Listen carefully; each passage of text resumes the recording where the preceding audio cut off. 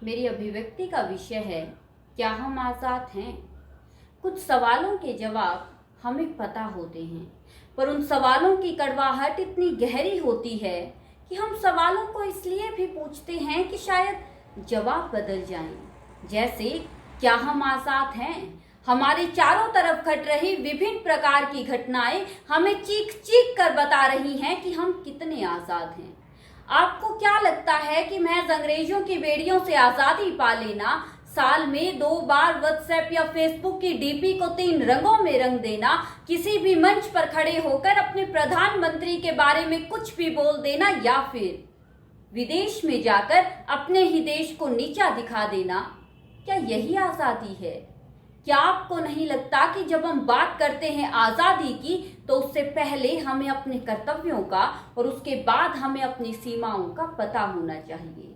क्योंकि आज़ादी के साथ हमारे कर्तव्य व हमारी सीमाएं दोनों आते हैं। लेकिन अफसोस कि आज़ादी के 74 वर्ष बाद भी ना हम अपनी आज़ादी के मायनों को जान पाए, ना हम अपने कर्तव्यों का पालन कर पाए, और न ही हम अपनी सीमाओं को पहचान पाए। कागजों में हम बेशक 74 वर्ष पहले आज़ाद हो गए थे, पर हकीकत में हम लोग आज भी गुलाम हैं। हम गुलाम हैं सामाजिक तौर पर, हम गुलाम हैं राजनीतिक तौर पर, और हम गुलाम हैं मानसिक तौर पर। मैं जानती हूँ कि 15 अगस्त 1947 के बाद खुद को गुलाम कह देना अपने स्वतंत्रता सेनानियों का और सरहद पर खड़े सभी जवानों का अपमान करना होगा, लेकिन खुद के और देश के हालातों को देखने के बाद उनके आज़ाद भारत के सपने को साकार बता देना उनकी शहादत का अपमान होगा।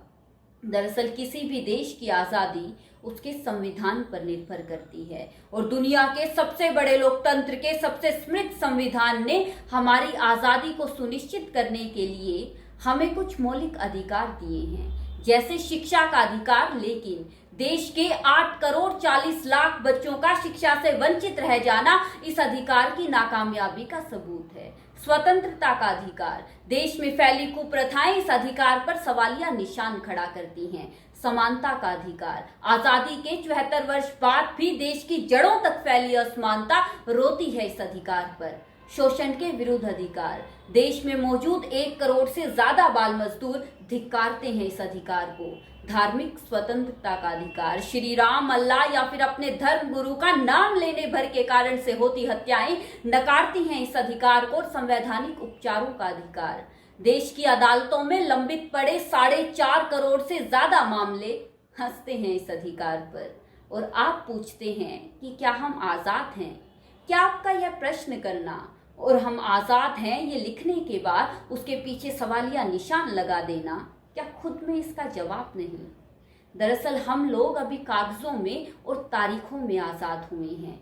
अभी हमारा मानसिक, सामाजिक व राजनीतिक तौर पर आजाद होना बाकी है। अभी भारतवर्ष आजाद हुआ है, अभी भारतवासियों का आजाद होना बाकी है। और भारतवासी तब आजाद होंगे जब वो अपनी आजादी के मायनों के साथ साथ अपने कर्तव्यों को व अपनी सीमाओं को समझेंगे। इसलिए अंत में केवल इतना ही कहना और जानना चाहूंगी कि देखकर देश की हालत है सबकी आंखें नम।